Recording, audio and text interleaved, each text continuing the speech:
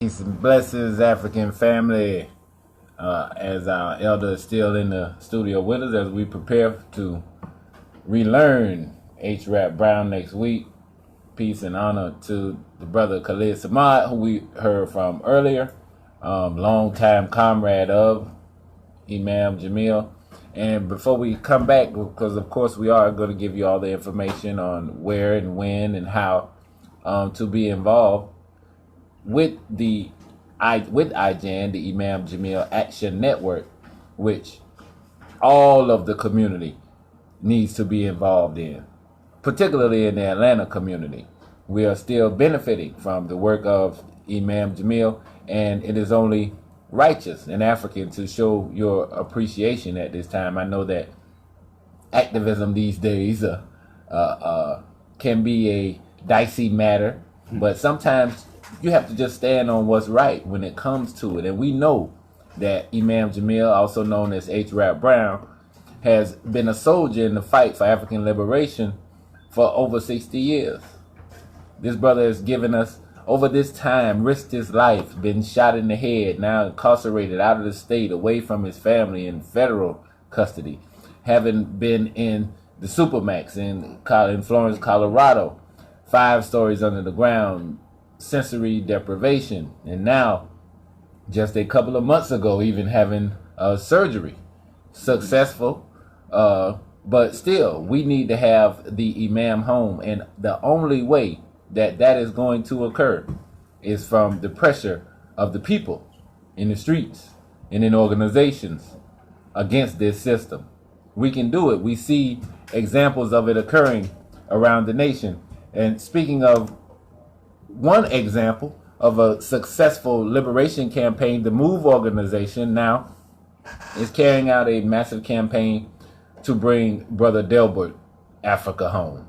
Brother Delbert Africa, if you remember the famous pictures from the MOVE incident in 1978 where they were attacked by the police, and Brother Delbert, almost in a Christ-like stance, stretched out with both arms in the air, being virtually crucified by the police, drugged by his hair, beaten, stomped, hit with the shotgun butt, and dragged off to jail. And also now, here lately in August, he fell ill, where he was urinating blood, and his bladder had been impacted.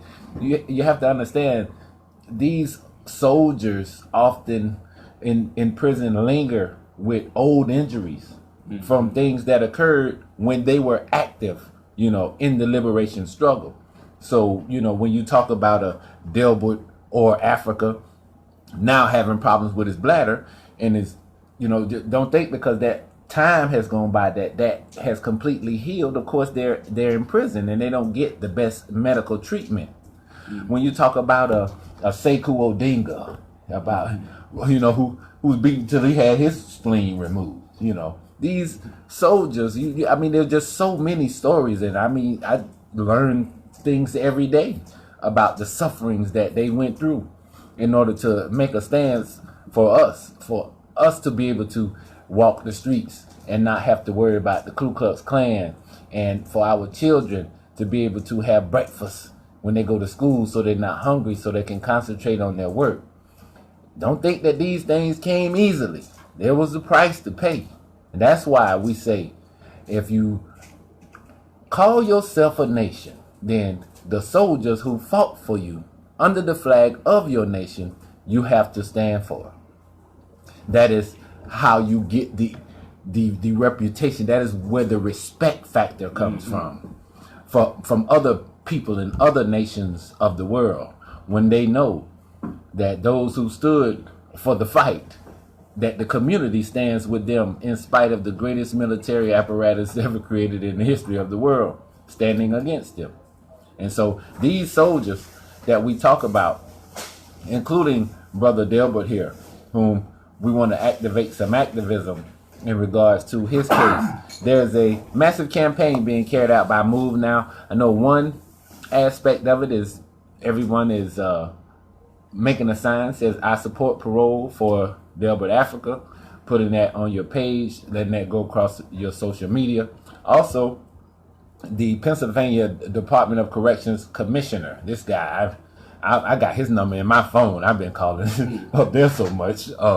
717-728-2573. That is John Wetzel, Wetzel. He's the Pennsylvania Department of Corrections Commissioner. And this is one of the people that a lot of that interaction, as I speak with Mama Pam about what is occurring, that they direct their efforts towards, straight to the top, and encompassing every level from there all the way down, to the superintendent's information here being included, and even the DA's office. Like I said, Mama Pam, they, in the height of their campaign, they would go to the DA office, follow him home to his house, and then the other group will be at his house protest. They protest now at his job. When he get home from his job at his house, they protest. They standing out here with signs, and that type of harassment, that type of intimidation, that type of insistence, that type of insistency and no fear attitude is why you see the MOVE organization now, their political prisoners being able to come home, because it's because of that type of in-your-face attitude towards political prisoner liberation activism, and that's what we have to have. Right.